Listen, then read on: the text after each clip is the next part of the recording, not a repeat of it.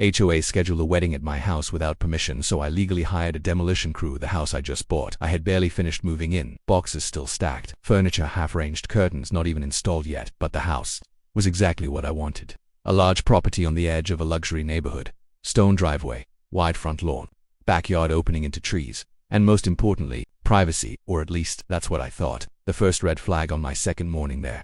I walked outside with coffee in my hand and froze. There were markings on my lawn, spray-painted lines, small flags stuck into the ground, measuring tape left behind. At first I thought it was a mistake, maybe utility work, maybe surveyors, but then I noticed something else, a printed layout sheet, taped to my mailbox. The document that made no sense. At the top it said, Event, Layout, Plan, Wedding Ceremony. I stared at it, read it again, then again, because it clearly showed seating arrangement on my lawn, catering stations near my driveway, a stage set up directly in front of my house, parking instructions for over 80 guests, and right at the bottom, approved by HOA board.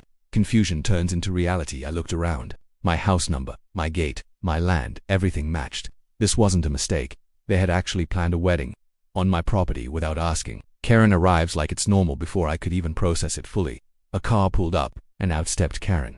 Clipboard, confident walk, zero hesitation. "You saw the layout?" she asked, like this was completely normal. The conversation that shouldn't exist. I looked at her. "You scheduled a wedding at my house." Karen didn't blink. "This is a community-approved event," she said. "The previous owner allowed these occasionally." I stepped closer. "I'm not the previous owner." Karen doubles down. She didn't care. "The invitations are already sent," she said. "Vendors are booked. Guests are coming." Then she said something that crossed the line. "You'll need to cooperate." The moment everything changed, that sentence right there flipped something in my mind. Not anger, not panic, just clarity. Because this wasn't confusion anymore. This was entitlement. The countdown begins. The wedding was scheduled in 3 days, and Karen had no intention of canceling it. Workers started showing up that same afternoon, measuring again, planning setup, walking across my property like they owned it. The smart move. I didn't argue with them, didn't yell, didn't stop anyone. Instead, I made a call. The legal consultation within an hour. I was on a call with a property attorney. I explained everything, the layout, the HOA, the unauthorized use. There was a pause. Then he said, "They cannot do that, not even close." The strategy: we didn't rush. We didn't react emotionally. We built a plan, a legal one, step by step. Document everything, record every interaction, let them continue, and then act. The day before the wedding, by now things were out of control.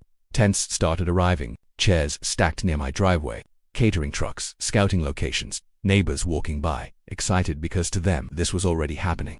Karen's confidence. Karen showed up again, smiling this time. "You'll see," she said. "It'll be beautiful." I just nodded because she had no idea what was coming. The early morning surprise at 6 a.m. on the day of the wedding. Before any guests arrived, trucks pulled in. Big ones, loud ones, industrial ones. The demolition crew arrives, not wedding planners, not decorators. A licensed demolition crew. Hard hats, equipment, barriers, work permits in hand. They stepped onto the property and began marking zones.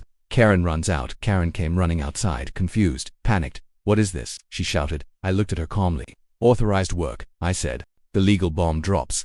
I handed her the documents. Official, stamped, approved, temporary demolition and land clearing permit. Perfectly legal. Fully within my rights as the property owner. The timing was everything. The crew didn't destroy the house. They didn't damage anything illegal. But they did exactly what the permit allowed. Blocked the entire lawn area, sectioned off the driveway, restricted access points, created a work zone across the event layout, legally making the property unusable for any gathering. The wedding collapses by 9 a.m. Guests started arriving and stopped, confused, because instead of a wedding venue, they saw construction barriers, heavy equipment, warning signs, workers moving around. The chaos begins. Phones came out. People started asking questions. "Is this the right place? Where's the wedding?" No one had answers, except Karen, and she was losing control fast. The final confrontation. She walked up to me, furious. "This is sabotage." I stayed calm. "No," I said. "This is ownership. The police get involved." Eventually, someone called the police. Officers arrived, assessed the situation, reviewed documents, and confirmed one simple fact. Everything happening on that property was legal. Karen's collapse for the first time. Karen had nothing, no authority, no control, no argument, just a failed event. In front of dozens of witnesses, the aftermath: the wedding was cancelled. Vendors left. Guests drove away, and the HOA silent. Completely silent. What happened next? Within days, formal apologies sent, HOA policies reviewed, Karen removed from event decisions, and most importantly, no one ever tried to use my property again. Peace returns. The house went back to normal. Quiet, private, untouched. Exactly how it should have been from the start. What would you do if someone tried to use your house without permission? Would you stop them immediately, call the police, or flip the entire situation legally like this? Comment below. And drop your city and country, like and subscribe for more insane HOA stories.